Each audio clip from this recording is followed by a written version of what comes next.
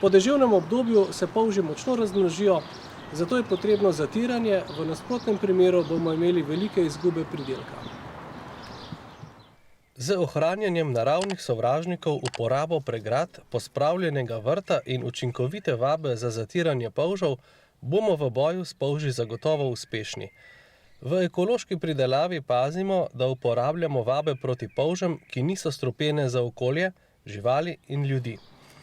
Pri izbiri vab proti polžem izberite vabo, ki je dovoljena za uporabo v ekološki pridelavi, je učinkovita in odporna na dež. Vaba je brez varnostne čakalne dobe, karence, kar pomeni, da bomo pridelek lahko uživali takoj po raztrosu vabe. Morebitni ostanki vabe proti polžem se naravno razgradijo. Ostane le železo, ki pa ga rastline porabijo za lasten razvoj. Vaba proti polžem je že pripravljena za takojšnjo uporabo.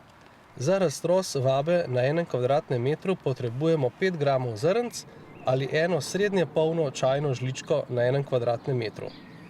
V času pojavljanja polžev zadošča, če raztros vabe ponovimo 4-krat v sezoni.